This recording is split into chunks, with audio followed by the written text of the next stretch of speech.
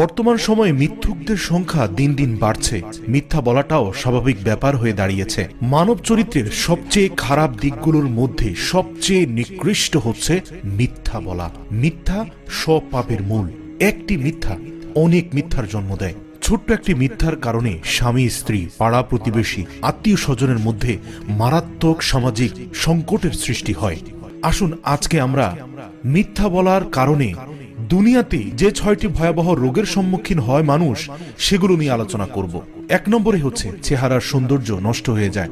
মিথ্যাবাদীর জন্য আল্লাহ ও তার রাসূলের পক্ষ থেকে লানত নাজিল করা হয়। রাসূলে পাক সাল্লাল্লাহু আলাইহি ওয়াসাল্লাম বলেন, ধ্বংস তার জন্য যে লোক হাসানোর জন্য ইনিয়ে বিনিয়ে মিথ্যা বলতে থাকে। আল্লাহর রাসূল সাল্লাল্লাহু আলাইহি ওয়াসাল্লাম বারবার বলেছেন, ধ্বংস তার জন্য, ধ্বংস তার জন্য।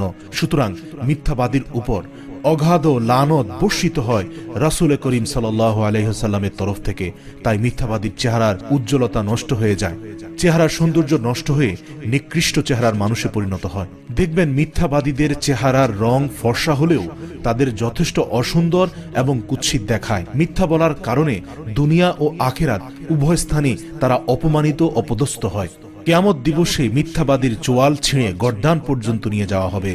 আল্লাহু আকবার। আল্লাহ আমাদের মিথ্যা থেকে রক্ষা করুক। 2 নম্বর দুনিয়াবি মুসিবতটি হচ্ছে তার অন্তর মরে যায়। মিথ্যা বলতে বলতে জঘন্য মিথ্যাচারে লিপ্ত হয়ে তার অন্তর আত্মা শুকিয়ে যায়। মিথ্যা বলে বলে এমন এক পরিস্থিতিতে গিয়ে পৌঁছায় যে তার মুখ দিয়ে আর সত্য বের হতেই চায় না। তখন দেখা যায় সেই ব্যক্তি সত্যটাকেও মিথ্যার রং দিয়ে রঙ্গায়িত করে উপস্থাপন করে। আর ফলশ্রুতিতে মিথ্যাবাদী নিজের স্বার্থের জন্য যে কোনো প্রকার মিথ্যা বলতে পারে, কারণ তার অন্তর মরে যায়। আর শয়তান তার একনিষ্ঠ বন্ধু হয়ে যায়। আর শয়তান যার বন্ধু হয়ে যায় তার থেকে তো কিছুই আশা করা যায় না। 3 নম্বর হচ্ছে দুশ্চিন্তা বৃদ্ধি পায়। হার্ট অ্যাটাকের ঝুঁকি বেড়ে যায়, ব্রেন স্ট্রোকের ঝুঁকিও বেড়ে যায়। কেননা একটি মিথ্যাকে ঢাকার জন্য তাকে হাজারো মিথ্যার আশ্রয় নিতে হয়। এত হাজার মিথ্যার চাপে তার মগজ ফেটে যাওয়ার উপক্রম হয়। প্রতিনিয়ত টেনশন এবং দুশ্চিন্তা তাকে ভর করে বসে। আর এই যন্ত্রণায় সে ছটফট করতে থাকে মৃত্যু আসার আগ পর্যন্ত। হার্ট ডিজিজ ও ডায়াবেটিসের আক্রমণ ঘটে। মিথ্যা বলার কারণে হার্ট ডিজিজ এবং ডায়াবেটিসের আক্রমণ ঘটে। কারণ এই মিথ্যা বলতে গিয়ে মানুষকে দুশ্চিন্তাগ্রস্ত হয়ে দীর্ঘ সময় পার করতে হয়। আর মেডিকেল সায়েন্স বলে, মানুষ যদি দীর্ঘ সময় ধরে কোনো বিষয় নিয়ে দুশ্চিন্তাগ্রস্ত হয় অথবা বিশেষ কোনো খারাপ অভ্যেসের কারণে প্রতিনিয়ত দুশ্চিন্তাগ্রস্ত হয়ে থাকতে হয়, এই লোকেদেরকে ডায়াবেটিস এবং কার্ডিয়াক অ্যাটাক হওয়ার সম্ভাবনা অত্যন্ত বেশি থাকে। 5 নম্বর হচ্ছে মিথ্যা বললে মানুষের স্মৃতিশক্তি কমে যায়। মিথ্যা হচ্ছে অন্ধকার আর সত্য হচ্ছে আলো। তাহলে আমরা ভালো করেই জানি আলো আর অন্ধকার একসাথে থাকতে পারে না। সুতরাং মিথ্যাবাদী মিথ্যা কথা বলতে বলতে নিজের স্মৃতিশক্তিকে লোপ করে ফেলে।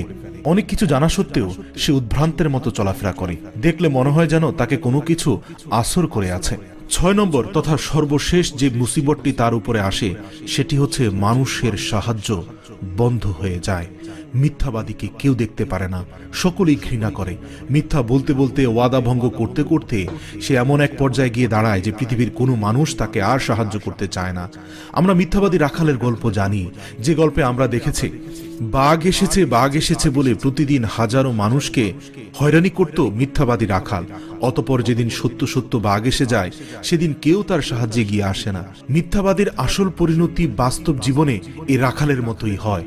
যখন সে সত্যি কোনো বিপদে পড়ে যায় তখনও মানুষ একটু এগিয়ে এসেও তাকে সাহায্যের প্রয়োজনীয়তা অনুভব করে না, কারণ মিথ্যা তাকে এতটাই নিচে নামিয়ে দেয়। আল্লাহ, আপনি আমাদের প্রত্যেকটি ভাইকে, মুসলিম জাতিকে মিথ্যা থেকে বেঁচে থাকার তৌফিক দান করুন। ইয়া আল্লাহ, আপনি আমাকেও যাবতীয় মিথ্যার আশ্রয় নেওয়া থেকে রক্ষা করুন। বিতাড়িত শয়তানের হাত থেকে আমাদের সবাইকে হেফাজত করুন। আর শয়তানের হাত থেকে হেফাজত পেলেই তো মিথ্যা থেকে বেঁচে থাকা সম্ভব। নিজের মনের সাথে জিহাদ করতে হবে। আসুন প্রতিজ্ঞাবদ্ধ হই, মুষ্টিবদ্ধ হাতে আল্লাহ রাব্বুল আলামিনের দরবারে আজ দৃঢ় প্রতিজ্ঞা করি, জীবনে আর কোনো দিন হৃদয়ে প্রাণ অবশিষ্ট থাকতে মিথ্যার আশ্রয় নিব না।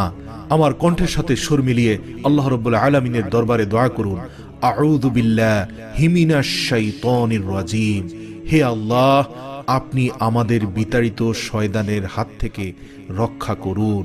বেশি বেশি আউযু বিল্লাহি মিনাশ শাইতানির রাজিম পড়তে থাকুন। ইনশাআল্লাহ শয়তানের হাত থেকে আপনি মুক্তি পাবেনই। আর শয়তান আপনাকে ছেড়ে দিলে মিথ্যাও আপনার মধ্য থেকে দূরীভূত হয়ে যাবে।